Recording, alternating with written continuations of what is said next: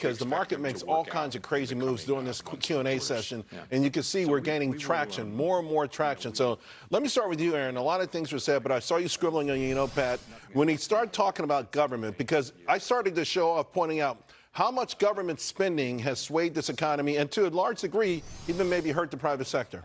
Absolutely. Most economists estimate that the additional fiscal stimulus that we're having right now is adding about 0.5% to inflation. So if we took that 0.5% off, we'd be way closer to that 2% target. And so I think the fact that he was focusing on growth ex-government spending and making those comments about where the GDP growth is coming from and really trying to avoid the commentary on how much the government is contributing is interesting. And so, again, we know that the Fed is fighting this fiscal stimulus.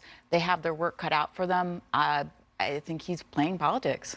Speaking of playing politics, a question was asked on, can you still achieve 3 rate cuts? And he's like, we're not even looking at that. When he says he's not paying attention to the calendar, it has to do with the damage that Biden did to Powell by making him sit out in the wind for 6 months in between being renominated and actually confirmed by the Senate. Leave a message at the Fed, there's no chair.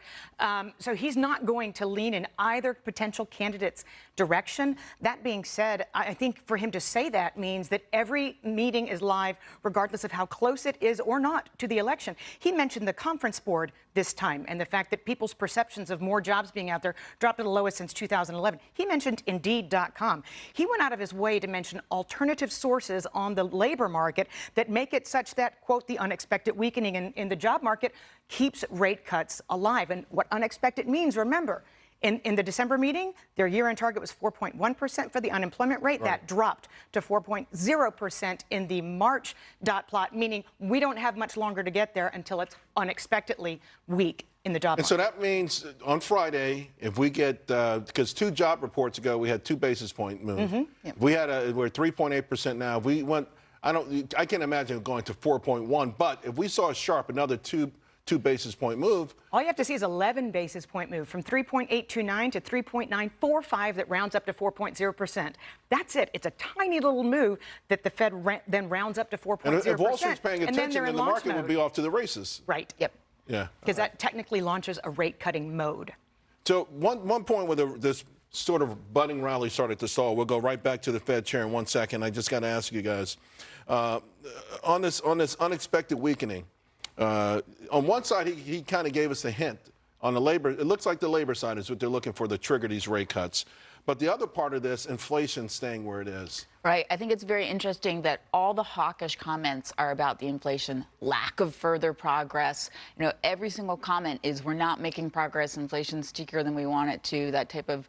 And then all the dovish comments are on the unemployment side and, really stressing that they have to balance the two. So, again, it's playing politics, staying open, being able to do those cuts with whatever excuse they can come up with. Charles, interestingly, he just threw Alan Greenspan's favorite inflation metric to the curb, the employment cost index, because he said we're targeting price inflation. So I love that, because every jobs report, I'm looking at the jobs, the wages are like, oh, those wages are too high for the Fed. He says, don't worry about it. He says, don't worry about it. I mean, he's looking at state and local wage and salaries and union salaries being much higher than the remainder of the private workforce. So he's talking about holistically, and he's saying, forget the ECI. Right. I'm paying attention to the CPI and the PCE. All right, folks, let's go back to D.C. and the Federal Reserve Chair. Very hard.